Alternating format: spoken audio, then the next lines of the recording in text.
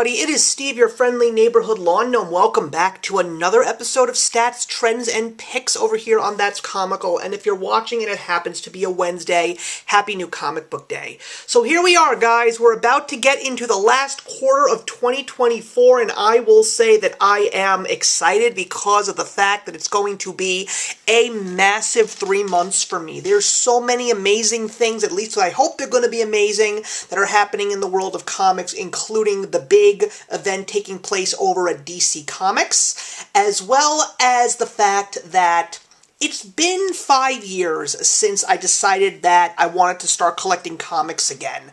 And I gotta say, I am just so happy about the fact that I did, especially considering all the people that I've been talking to about comics. And this year, my brother-in-law started reading comic books, and the fact that the more people I talk about comics with, it just makes me realize that getting the opportunity to read comics again, but this time look at it more as a place where I can escape, a place where I can read some great stories, rather than just worrying about the collector's value, just puts a pin in the fact that I don't need to question my decision. It's a wonderful decision, and I'm just having so much fun and reading some wonderful stories based on familiar characters, as well as going into the indie circuit and really picking up some stories that I never thought I would ever see in the pages of comics. So, how did we do in September of 2024? Well, we did pretty well, and you know what, I'm also happy to say that all of the companies did well. I mean, Image, once again, still is on top. I had a total of 19 books, and DC is staying strong and steady over with 15 books, and the crazy thing is, it's going to stay that way because of the fact that the more I read about the DC All-In initiative, the more excited I get about it, and the fact that I am recording this video on the last week of September, right before the first new comic book week of October, especially that it's going to be a 5-week new comic book day month. So that makes me even more excited. So just knowing that we are so close to the end of Absolute Power and the beginning of the All-In Initiative with the DC Absolute Universe, it's going to stay this way. And the indie circuit is getting bigger as well, thanks to all the amazing stuff that's going on at Dynamite. And every new thing that has come out has been fantastic. Marvel, you know, they're going to stay where they are as well, and I think they're going to go a little bit lower, especially when I stop reading some of these miniseries when they conclude. And do I think it's sad? Yeah, I kind of do, but it is what it is, and as long as I still find things to read elsewhere, that just makes me all the more happier. So when we take a look at the percentages, yes, over 32% of my purchasing went to Image Comics, almost 26% went to DC, almost 24% went to the other. That includes all the other smaller companies, and again, I think that's just going to continue to grow. Dynamite's got more stuff coming, Mad Cave Studios has more stuff coming, Dark Horse, Boom Studios, so many great things. And Marvel is still there over at 18.64.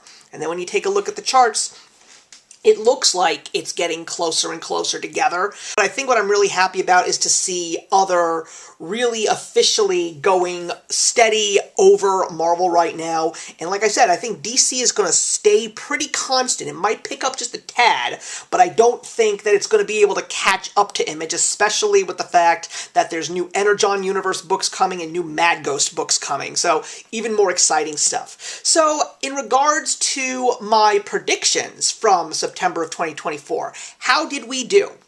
Pretty darn good. I only got one of my predictions wrong, but I'm still going to say that the book that I thought was going to win in the first week of September was pretty great, and that, of course, was Boom Studios' Minor Arcana from Jeff Lemire. This is going to be his first ongoing series since Sweet Tooth, so that gets me all the more excited, as well as the fact that Jeff Lemire is going to be doing some pretty cool projects over at DC towards the end of this year.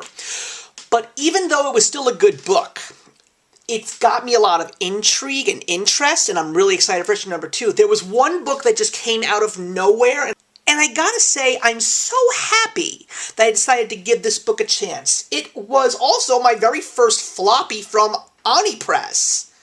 And that, of course, was The Autumn Kingdom #1, and it was written by Cullen Bunn. So I love Cullen Bunn. His horror stories are great, but when he tackles the concept of fantasy, I get very interested because I like to see what he can do. Cullen Bunn right now is writing one of my favorite books of 2024, and that, of course, is the new Gatchaman series. I am having such a blast with it. But The Autumn Kingdom #1 of 4 books, this was pretty darn great. I'm just really excited to see where this story is going to go because this first book gave me a ton of intrigue and interest. And I'm so glad that I just decided, I know who Cullen Bunn is. Let me check this book out. So I'm really excited for the next 3 issues. For the second week of September, regardless of the fact that it was the 23rd anniversary of 9/11, we got a very appropriate book coming out that week. And that, of course, was The Landmark, The Department of Truth, issue number 25 from James Tynion IV over at Image Comics, especially because of the fact that we are now in a story arc that talks about the Kennedy assassination. So another truly sad moment in American history that pretty much shook up the world as well. And this was a great book. I mean, The Department of Truth has been one of my favorite reads, and when it came back on from its long hiatus, I knew I was going to get so back into it and just so enjoy it, and now wondering what the last couple of issues of the story arc are going to be, I'm all the more excited. Every single time I find out the Department of Truth is in my pull for the week, I get extremely excited. For the third week of September, I gave it to a brand new book over at Image Comics, only because of the fact that it was Daniel Warren Johnson. He is one of the hottest writers right now in comics, and even though he announced that he's going to be done with the Transformers book from the Energon universe with issue number 25, all I know is that there's other projects that he's going to work on, and this was a good one. The Moon is Following Us, issue number 1 of 10. It brought you right into it. Like, there was no breaks on this ride, and when you get to the end of this book, that's where the intrigue comes, and that's where the curiosity starts, and it just makes you want to read on. I truly love Daniel Warren Johnson as an artist because I said this the other day, I believe that he has the heart of a 10-year-old boy who loves comics because this man just gets creative and he loves what he's writing. You can tell with every page, from this to Jurassic League to Murder Falcon. He just loves what he's doing, and that's why I truly enjoyed The Moon is Following Us. And for the last week of September 2024, I knew it was going to go to the newest Millarworld book, and that, of course, was from Dark Horse Comics, The Magic Order, Volume 5, issue number 1. And, wow. I started reading The Magic Order number 1, Volume 1, catching up, and I loved Volume 1, loved Volume 2, 3, 4, I was just in awe, and I could not wait for issue number 5. And the one thing that I can truly say that is a guarantee about Mark Millar is he's never going to disappoint you. This is another man that just loves doing what he's doing, and he brought us back to the world of the Magic Order and Cordelia Moonstone and gave us one shocking start to this arc. And there's only 6 issues here. So I am really curious to see where this story is going to go and how this final arc of the Magic Order is going to wrap up. And all I'm going to say is that when I finish reading the last issue of Volume 5, I pray that there will be trailers coming for the Netflix series, because this is the first Netflix-owned book that Mark Millar wrote. So I'm really hoping for a TV series or a movie, and I'm just really excited to continue reading this book because it's amazing. The Magic Order, all of it, is incredible. So that wrapped up September of 2024, and here we go, guys. We're going into the last 3 months of 2024, starting with October. As I said, 5 new comic book weeks this month, and there's going to be some good stuff, guys. My first top pick of October, I'm going to give it to the DC All-In Special number 1, just because of the fact that I need to see where this world is going. Every time they reveal something, I get even more curious. They've got some good writers on these ongoing books. The ones that they've changed, as well as the ones that they're keeping on their regular books. I'm just really curious to see what's going to be happening with Joshua Williamson's Superman run. We've got Chip Zdarsky continuing with a new arc over at Batman. Jeremy Adams is still going to be writing Green Lantern. But we've got new things like Jeff Lemire writing JSA and Mark Waid taking over Action Comics and finally giving us a new Justice League run. And even Christopher Cantwell's Challengers of the Unknown is intriguing to me. And that's not even going towards the Absolute Universe. So I am all in, guys. I want to see what DC's going to do. I just have high hopes. I know that there has been a lot of disappointment since the fall of Rebirth. Not that many people enjoyed the dawn of DC, but we'll see. And that's going to lead into the next week of October, where I'm going to give it to another DC book. I'm going to be giving it to Green Lantern Civil Corps issue number 1. It's a special issue that's going to lead into the next big Green Lantern story arc that is written by Jeremy Adams. And this book is written by Jeremy Adams. That's why I'm reading it, and that's why I'm excited for it, because he is doing an amazing job over there. And that goes into the next week of October, where I'm going to give it to another DC book. It's the first of a 10-issue maxi series written by Mark Waid, and it's Batman and Robin Year 1. You know, Batman Year 1, Joker Year 1, Batman and Robin Year 1. I know, this seems like it's beating a dead horse, but if you're going to give me a good writer, I know it's something that I'm going to want to give a chance to. And Mark Waid, regardless of how you feel of him as a person, is still writing some of the best DC books right now. He is still writing the best DC comic book right now, which is Batman Superman World's Finest. I cannot speak highly about that book enough. I am so excited for the fact that he's writing an arc in Action Comics, and I'm excited for this brand new Batman and Robin Year 1, not to mention the Justice League title that he's going to be writing. He's a good writer, guys. Regardless of how you feel about him or his politics or how he feels about you, if you don't agree with him, separate the art from the artist, guys. I'm sorry. If you can't do that, I don't know what to say to you, but I do this so many times.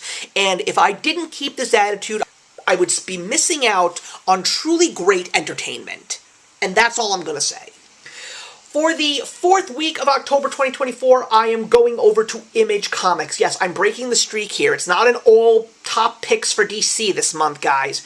I'm going to go to the Ghost Machine universe and Jeff Johns' Rook Exodus issue number 6. It's the last installment of the first story arc. You know, when the Ghost Machine universe came out, I was very, very excited. And for the longest of times, I thought that Redcoat was going to undoubtedly be my favorite book, and for a time it was. But as the first story arc of Rook Exodus unfolded and the world was being built before me with every turn of the page, Rook Exodus just got so much more exciting, dramatic, mysterious, intriguing, and it pushed Redcoat out of the number 1 spot. Rook Exodus is one of the hottest books of 2024, guys. I cannot speak about this book highly enough. Now, is this going to stay at the very top? I don't know, because October is going to be the start of the next wave of Ghost Machine books. We've got Hyde Street written by Jeff Johns, and we've got 2 Ghost Machine universe books written by Peter Tomasi coming out before the end of the year with the Rockefellers and Hornsby and Halo. So, the Ghost Machine universe, guys, it's already red hot. This is just going to make it even hotter. We're like going from red to orange here, guys. So, I'm so excited to finish this story arc of Rook Exodus, and yes, I am so excited for the second story arc. I mean, even Geiger was a great story arc. The new story begins this month, so we'll see what happens. And for the last week of October of 2024, the day before Halloween, guys, what an appropriate book to predict as the top one. And that, of course, is the start of the second story arc of Feral, over at Image Comics by Tony Fleecs and Trish Forstner. The 6th issue just came out, and it was a one-shot story that's going to bridge the gap between the first and the second story arcs. But The first story arc broke my heart. It was beautiful. Absolutely beautiful. And even the solo story of issue number 6 was wonderful too. But Tony Fleecs and Chris Forstner have a mission with Feral. Especially with how wonderful Stray Dogs was, Feral is already one of the best books of 2024. If it wasn't for Beneath the Trees Where Nobody Sees, Feral would probably be my number 1. But I cannot wait for the second story arc with issue number 7. I am dying to see where these cats end up and how they're going to survive. And I'm just expecting another truly exciting page-turner. That's all I'm expecting from Feral. So those are my stats, trends, and picks, everybody, for September of 2024. Please leave your comments in the box below. Let me know what some of your favorite comic books of the month were, and if I missed anything. I'd love to have a conversation. But in the meantime, everybody, I will see you in the next one.